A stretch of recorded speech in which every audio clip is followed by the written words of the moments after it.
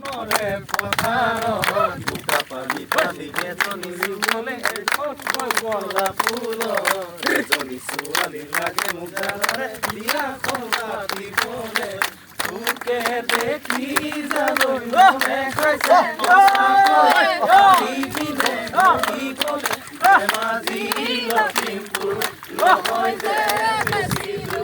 এজন ACS বিষয়া যেতিয়া এটা ফোনত যেতিয়া নেমু বাগান ভাঙি দিবগৈলগীয়া অৱস্থা হয় তাইকো চাগে বহুতে বহুত ধৰণৰ ফোন কৰিব পাৰে হা তাই পিছত কি কৈছেতো মোৰ কাৰণেও গুৰুত্বপূৰ্ণ নহয় আপোনালোকৰ কাৰণেও গুৰুত্বপূৰ্ণ হ'ব নালাগে তাই প্ৰথমতে যিটো কথা ক'লে সেইটোৱে সত্য সেইটোৱে সুন্দৰ আৰু সেইটোৱে চিৰশাশ্বত তুমিও গাঁৱত মিটিং এখন দিবা গোটেই গাঁওবাসীক লৈ মই জানো তুমি খুঁটিশকত ছোৱালী তুমি পাৰিবা হা কি বুলি দিব লাগিব কথাটো কৈ দিছোঁ যে মাটি হয় কিছুমান মাটি চৰকাৰী আৰু কিছুমান মাটি আমাৰ ম্যাদী মাটি হয়নে তোমাৰ ঘৰৰ সন্মুখৰ মাটিখিনি এটা জেগালৈকে চৰকাৰী এটা জেগাৰ পৰা ম্যাদী তাইকো চাগে বহুতে বহুত ধৰণৰ ফোন কৰিব পাৰে হা তাই পিছত কি কৈছেতো মোৰ কাৰণেও গুৰুত্বপূৰ্ণ নহয় আপোনালোকৰ কাৰণেও গুৰুত্বপূৰ্ণ হ'ব নালাগে তাই প্ৰথমতে যিটো কথা ক'লে সেইটোৱে সত্য সেইটোৱে সুন্দৰ আৰু সেইটোৱে চিৰশাশ্বত মই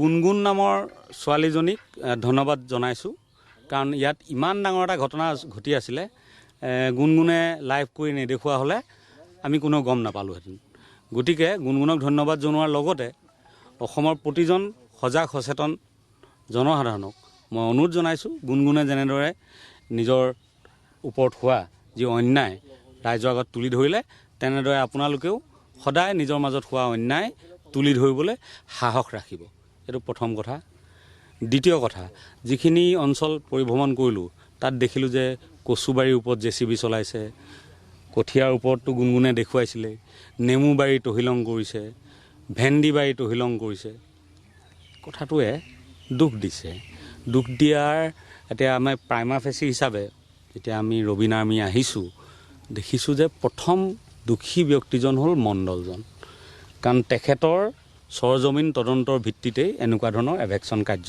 চলোৱা হয় গতিকে তেখেতে নিশ্চয়কৈ দেখি গৈছিলে যে এইবোৰ ঘাঁহ কঠীয়ানো কেইদিন থাকে গতিকে তেখেতে নিশ্চয়কৈ ক'ব পাৰিলেন যে তাত এনেকুৱা ধৰণৰ একো হোৱা নাই আৰু এভেকশ্যন নচলালেও হ'ব প্ৰথম দোষী তেওঁ দ্বিতীয় যিজন চক্ৰ বিষয়া ইয়ালৈ আহিছিলে এভেকশ্যনৰ দিনা তেওঁ নিজ চকুৰে দেখিছে গোটেই বস্তুখিনি গতিকে দেখাৰ পিছত তেখেতেও এটা সিদ্ধান্ত ল'ব পাৰিলেহেঁতেন যে ইয়াত এভেকশ্যন চলাবলগীয়া নাই মণ্ডলৰ ৰিপৰ্টটো ভুল এই দুটা সুযোগ আছিলে আমাৰ হাতত চৰকাৰৰ ওচৰত এটা দায়িত্ব থাকে যে চৰকাৰী মাটিখিনি বেদখলমুক্ত কৰি ৰাখিব লাগে গতিকে চৰকাৰৰ এটা অৰ্ডাৰ আহিব কিন্তু তাৰ ওপৰত এজন বিষয়া থাকে আৰু বিষয়া এজন উলামোলা বিষয়া নহয় তেওঁ শিক্ষিত হোৱাৰ লগতে তেওঁ জ্ঞানীও হ'ব লাগে যেহেতু বিভিন্ন ডিগ্ৰী থাকিলে ACS অফিচাৰ হ'ব নোৱাৰে ACS অফিচাৰ হ'বৰ কাৰণে তেওঁ জ্ঞানৰ আকৌ এটা পৰীক্ষা লোৱা হয় গতিকে সেই জ্ঞানৰ পৰীক্ষাত উত্তীৰ্ণ হোৱা এজন ব্যক্তি তেখেতে সেই সাধাৰণ সিদ্ধান্তটো ল'ব নোৱাৰি এই অমানৱীয় যিটো প্ৰশাসনিক কাৰ্য চলালে তাৰ কাৰণে তেখেতক মই বিচাৰোঁ যে খুব সোনকালে বৰখাস্ত কৰিব লাগে পানিছমেণ্ট দিব লাগে শাস্তি দিব লাগে মই এইটো বিচাৰোঁ দ্বিতীয় কথা মই এইটো নাভাবোঁ যে মোৰে অনুভূতি আছে আপোনালোকৰে অনুভূতি আছে সেই প্ৰশাসনিক বিষয়াজনৰ অনুভূতি নাছিল তেওঁলোকৰ ওপৰত এনেকুৱা ধৰণৰ কিবা হেঁচা পৰিছে নেকি য'ত তেওঁ নিজৰ অনুভূতিক জলাঞ্জলি দিবলগীয়া হৈছে গতিকে মই আপোনালোকক কাবও কৈছোঁ আপোনালোক যিদিনা প্ৰথম বিভাগত উত্তীৰ্ণ হৈছিলে সেইদিনা গাঁৱৰ ৰাইজে আপোনালোকক গামোচা পিন্ধাইছিলে যিদিনা আপুনি হায়াৰ ছেকেণ্ডেৰীত উত্তীৰ্ণ হৈছিলে ভাল ৰিজাল্ট কৰি গাঁৱৰ ৰাইজে আপোনালোকক গামোচা পিন্ধাইছিলে যিদিনা আপুনি ACS ক্ৰেক কৰিছিলে ACS যিদিনা পাইছিলে সেইদিনা গোটেই জিলাখনতে উথপ লাগিছিলে যে আমাৰ জিলাৰ আমুকজন ল'ৰাই ACS পালে গতিকে ৰাইজৰ সেই মৰমখিনিক মনত ৰাখক মই গান গোৱা মানুহ লখিমপুৰ ৰাইজে পইচা দিয়ে গান গাওঁহি মই কিয় দৌৰি আহিছোঁ আপোনালোকৰো জাতীয় দায়িত্ববোধ আছে সেই দায়িত্ববোধটোক মনত পেলাওক যদি আপোনালোকৰ ওপৰত কিবা প্ৰেছাৰ আহিছে কি প্ৰেছাৰ আহিবহে অসমখনৰ ভিতৰত ক'ৰবাত নহয় ক'ৰবাত বদলি কৰিব আমিতো এনেই ঘূৰি ফুৰোঁ দেখোন ভয় নকৰিব সাহস গোটাওক আপোনালোক প্ৰত্যেকজন সাহসী হ'লে শাসকে সুন্দৰৰূপে শাসক কৰিবলৈ বাধ্য হ'ব শাসকক যিমানে সুযোগ দিব সিমানেই ওপৰত উঠিব গতিকে কোনোবা এখন চৰকাৰ বুলি নহয় যি চৰকাৰৰ দিনতে নহওক আপোনালোকে নিজৰ সাহসটো নেহেৰুৱাব। আপোনালোকে যদি সাহস হেৰুৱাই পেলাই সাধাৰণ জনতাৰ একেবাৰে পানীত হাঁহ নচৰা অৱস্থা হ'ব। গতিকে আপোনালোকৰ যদি সাহসৰ অভাৱ হয়, কেতিয়াবা যদি ভয় খায়, ৰবীন আৰ্মিৰ লগত যোগাযোগ কৰিব। মই ৰবীন আৰ্মি অসমবাসী ৰাইজ সদায় আপোনালোকৰ কাষত থিয় দিম। এইখিনিয়ে মোৰ ক'বলগীয়া।